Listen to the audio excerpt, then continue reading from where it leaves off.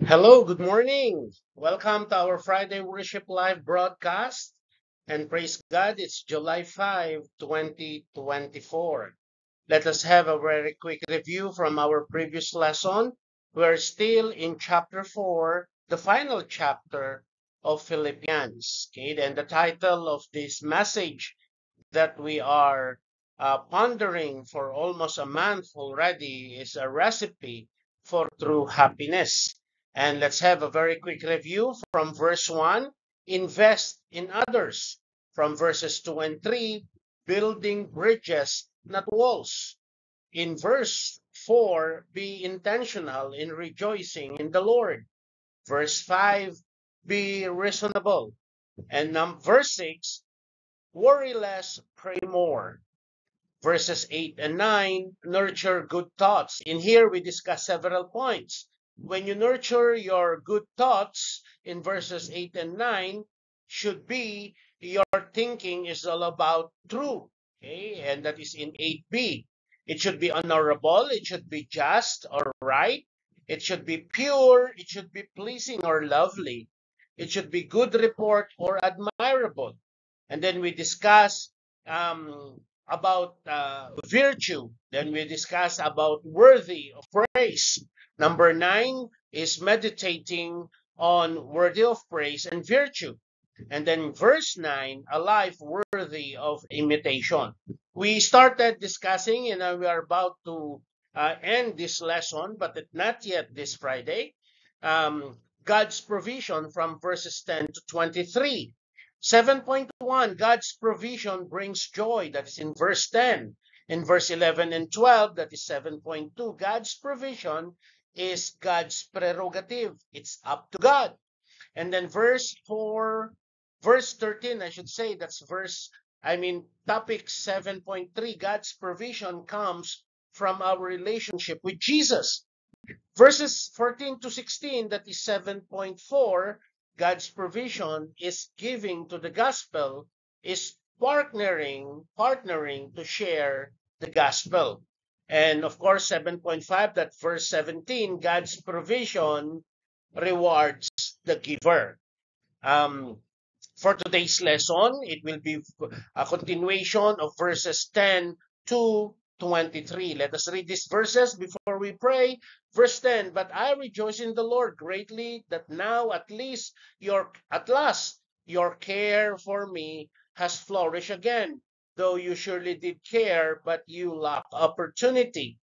Not that I speak in regard to need, for I have learned in whatever state I am to be content.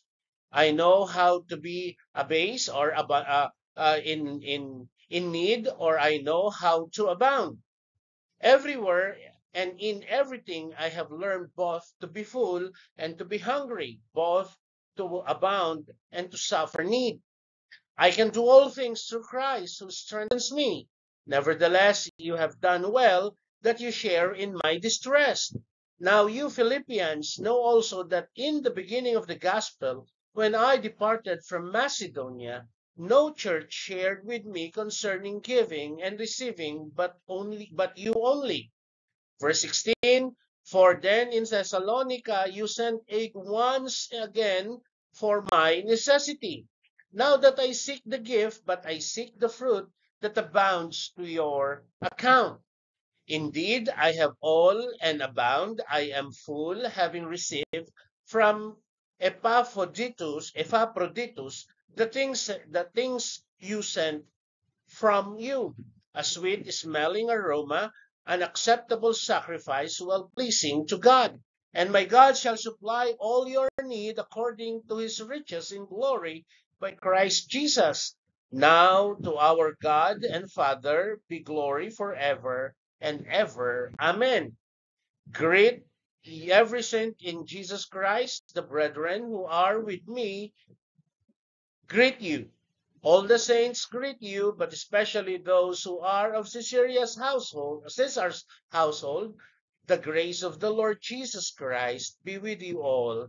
Amen. Let us pray. Gracious Lord, Heavenly Father, as we continue with our lesson with regards to Philippians chapter 4, bless us, Lord. Once again, Father, we lift up everything to you. And Lord, if we find your words rebuking and hurting again, Lord, give us the courageous heart to obey you.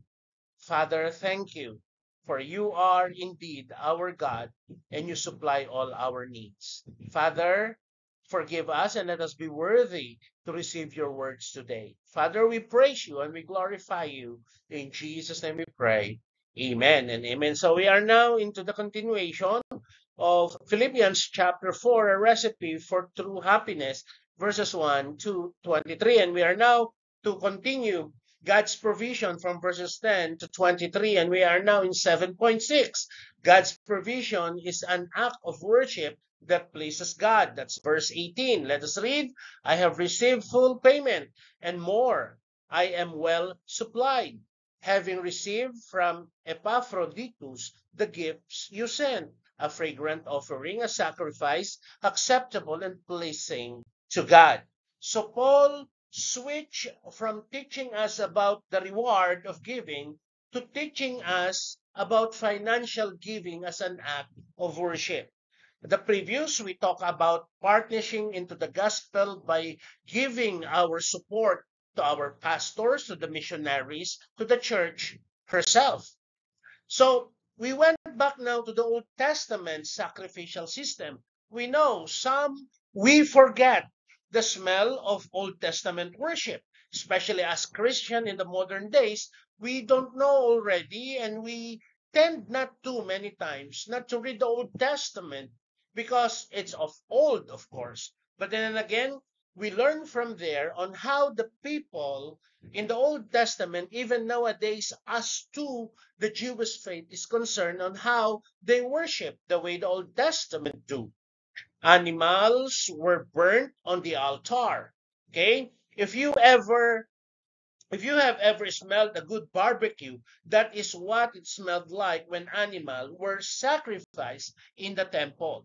It was an aroma that was pleasing to God. Then Paul said the Philippians' generosity to him to supply his needs and to enable him to continue sharing the gospel in Rome was like one of those Old Testament offering. It's a sweet aroma. It's a good smell. But the question unto us, brothers and sisters, is our offering acceptable to our God? The Philippians' financial generosity was a smell that pleased God. Now I'm throwing again the question to us. Is our offering of our tithes is well pleased to our God? Is it God happy to our offerings? Just as a good smell put a smile on the faces of God when we are financially generous for the spread of the gospel, it puts a smile on God's face. It is pleasing to him. That's the thing. So when we give sacrificially, generously, joyfully, and proportionately for the spread of the gospel, it brings pleasure to our God. Wow, that is supposed to be the spirit of every Christian that is giving their offering to God.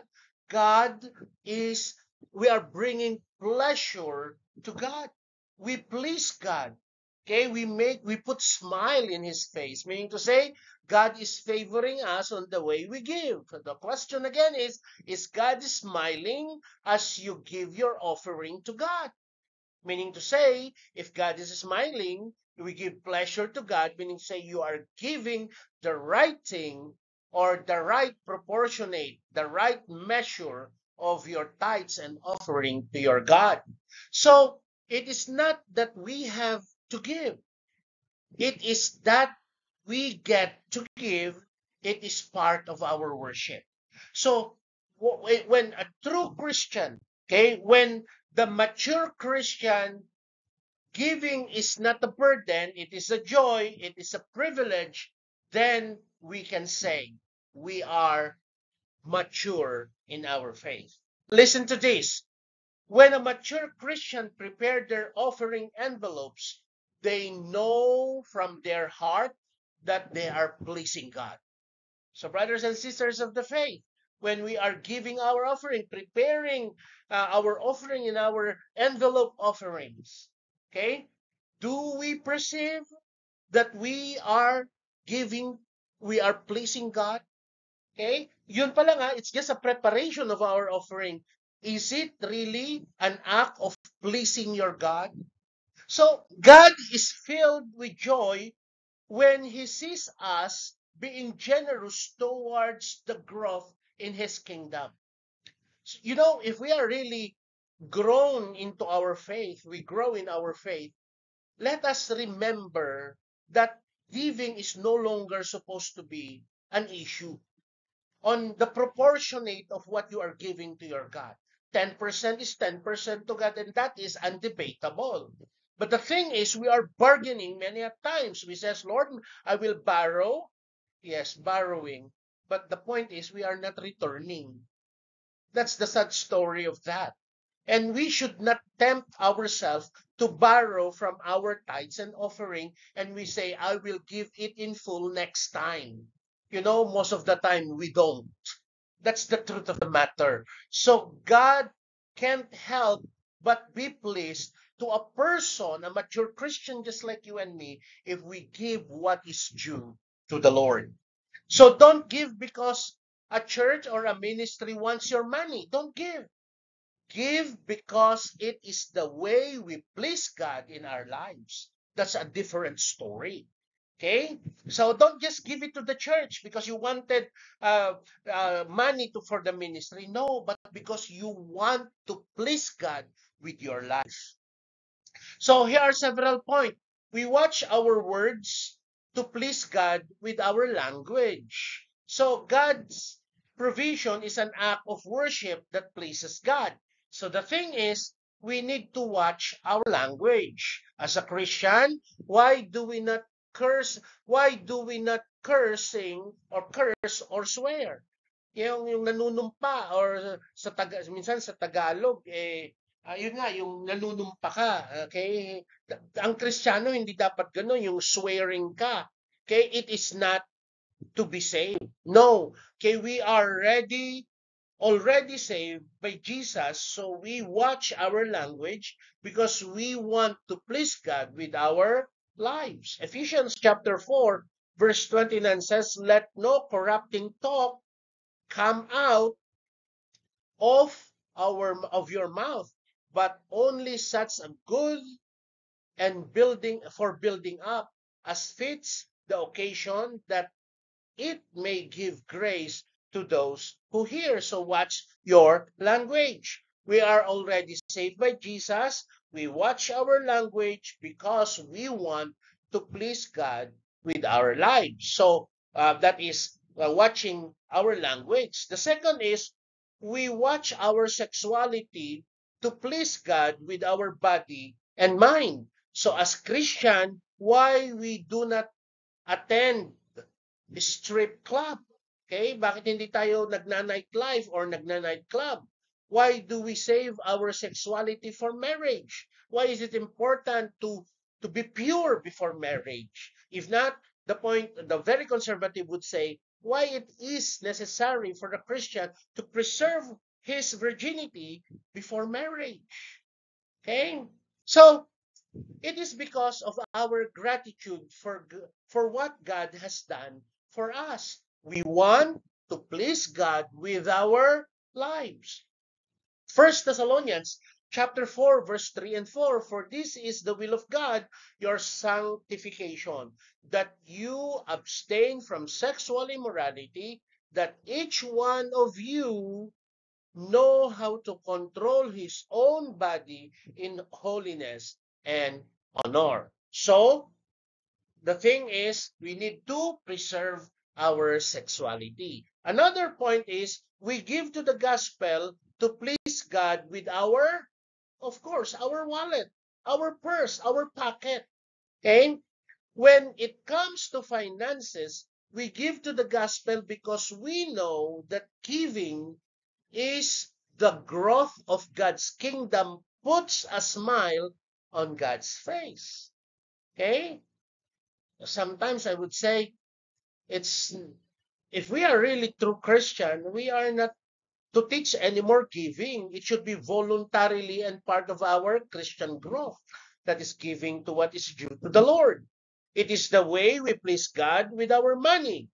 It is part of our worship. So, giving is an act of faith because it involves trusting to God to provide our needs. Brothers and sisters of the faith, we want us to always remember that we are giving because we want to just give to the church. We are giving because we want to please God. We want to worship God. We want that our heart and our lives is pleasing to our God. We live the right life. We live the right giving because we are worshiping God in our giving. Brothers and sisters of the faith of the House of Praise Community Church, praise God for your giving. I know God is pleased as you prepare to give Him what is due to Him. Continue serving the Lord and continue to be part and be partners in spreading the love of God, the salvation of God. This is now to be continued, brothers and sisters of the faith. We will continue on July 12. That's next week. Ang bilis, July 12 already. We are still in chapter 4, the recipe of a true happiness. We will continue God's provision and we will be discussing 7.7 next week. God's provision is an act of faith because it involves trusting God to provide for our needs. Okay? Let us pray. Lord God, thank you for your love. Thank you for your protection. Many a times, Lord God, we are neglecting your direction, your will in our lives. But we are so sorry, Lord.